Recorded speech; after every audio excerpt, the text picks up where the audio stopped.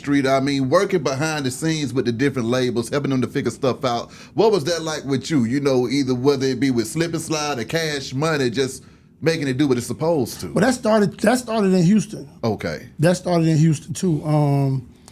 I used to do Fondren Great Skate in Southwest Houston in Missouri City. And I met this group called the Gents. And I was like, but these boys dope. And they was R&B. So I called Luke. I was like, Luke, I found these dudes, man. You might want to get with this. So, but we didn't really like their name. So I changed their name to HTown. And Luke signed them. And then before Mind Playing Tricks came out, like me and Lil J and Chief, we was all Les, Chief, James, we was all cool. Yeah. So and just being around the city, Lil J kind of knew I knew a lot about what was going on. So he would always come to me and say, "Street man," because you know they had put the Gangsta Love out. They had put he had did a deal with what was Leo Cohen's partner name? Kevin Love? No, the white dude. Rick Rubin? Yeah, remember Jay did a deal with Rick Rubin. When they put the record out with the Gangsta Love, they had that big sample on it. Okay then. The call me, call me the Gangsta Love. So they got sued. But anyway, that was the only project they did. So Lil J was like, "Street man, you gotta find me a radio man, man. I need a radio man." So Mel Smith was like the mix show rep at Jive Records. But we had never seen each other. We just used to talk on the phone. She's like, I'm a music head. You know, he had Too Short, Tribe Called Quest, KRS-One, like Love's Gonna Get You, one of my Love's Gonna Get You. But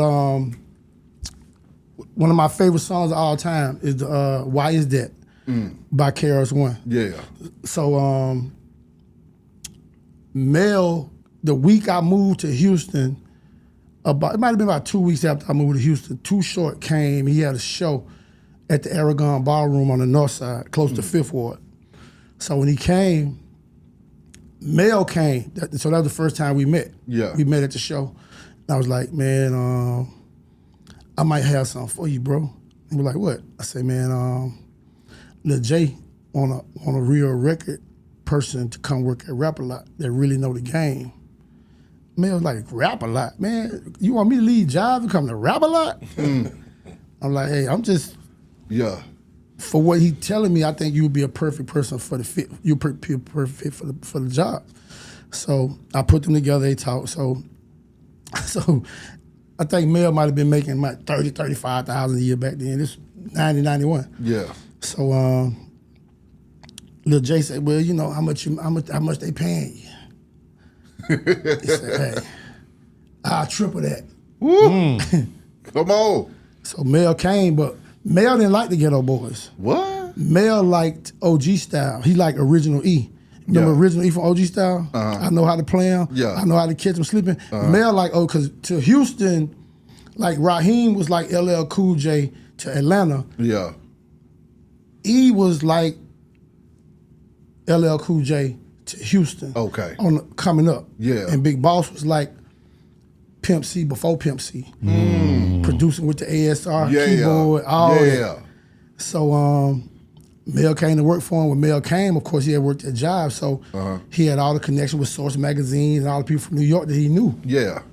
That's how, you know what I'm saying, you start seeing Ghetto Boys in Source Magazine, 5 mics for the albums. Yeah. You know, because me, Mel, and Dave Mays, we was all tight. Yeah. From when I was in Mobile, when I first started in Mobile. My in God. 88, 89, when Source Magazine first started.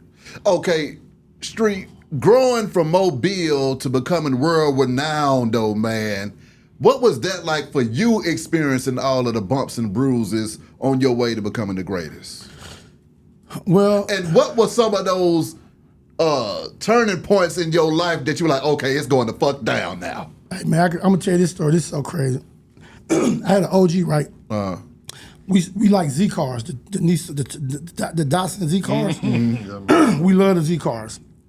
So when I started DJing right out of high school, he was like good friends with JJ, who owned the record store, and he knew my sisters, my older sisters, and my brothers, and people in my family. Yeah. 'Cause everybody, I'm the youngest, and my next to the next to me is like 11, 10 11 years older than me. Yeah. And I got a sister, my oldest sister, she old enough to be my mama. Yeah.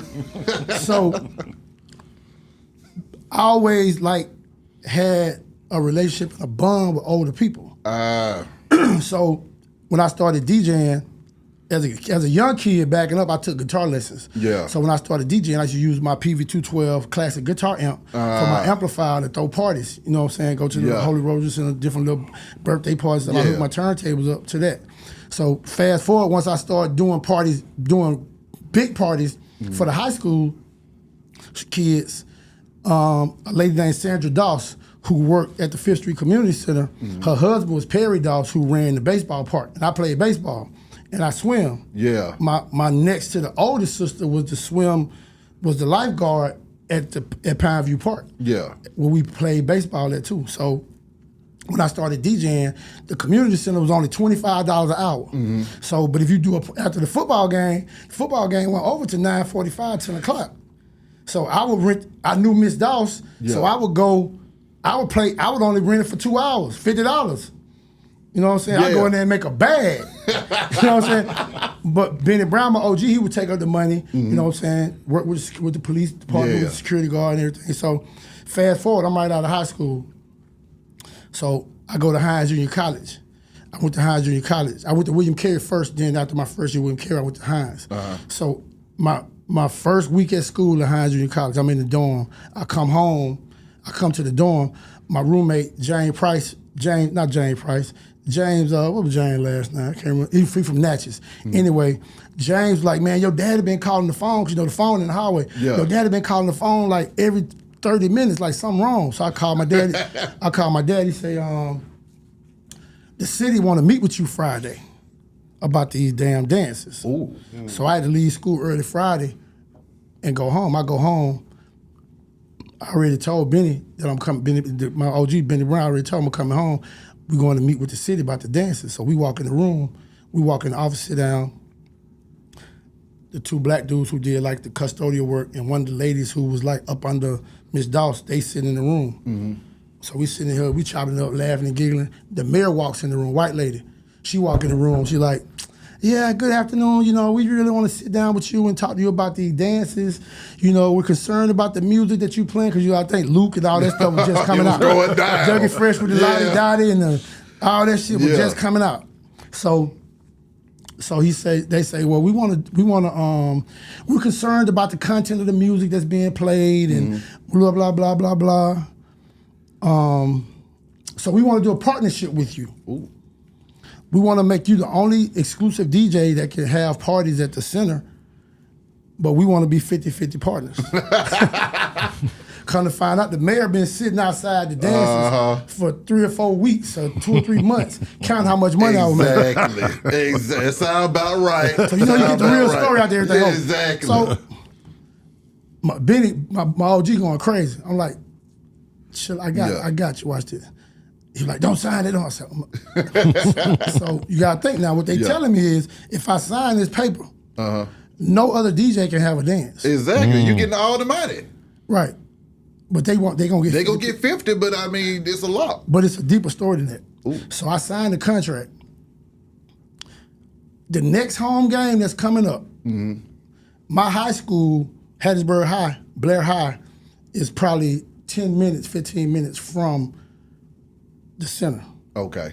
But right next door to my school is the YMCA.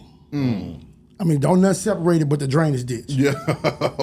So I'm like, boy, ain't no black people never had nothing in there. Yeah. My homeboy Fred Nix, he was like, man, shoot, let's go over there and see. So we call each other Deep. So I said, Deep, I'll go over there. I walk in the door.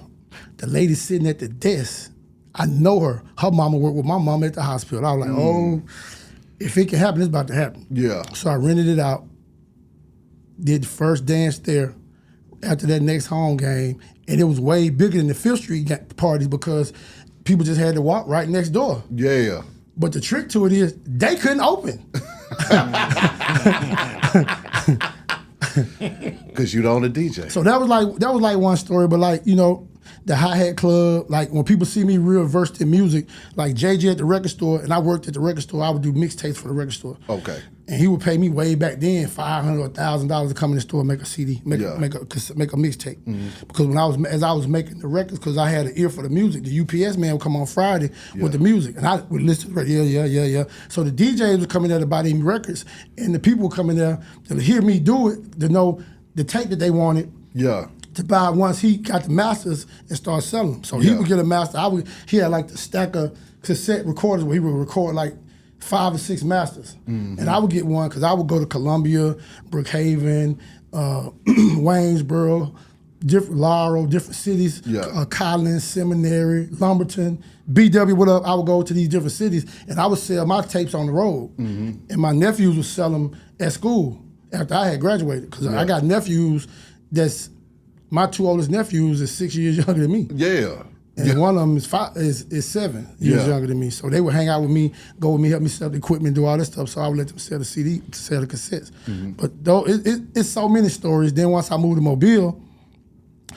Mobile because Tony Brown, who worked at V103, who brought me to V103, Tony worked with me in Hattiesburg. Okay. After he graduated from college.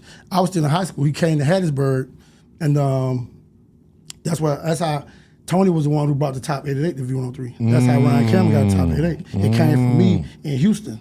Hot dog. But they had it before me in Houston. In fact, guess who was doing it before I started doing it in Houston? Who? Hurricane Dave. Hurricane Dave. I replaced Hurricane Dave. Hurricane Dave. I replaced Hurricane Dave in Houston. Oh my God. And I remember Muncie Lang said, man, I wish, it was like in one of the meetings, before I got there, Muncie Lang had said, man, I wish I could trade radio DJs like they trade football players, Hurricane. I'd be trading your ass right now for 2 first-round drafts.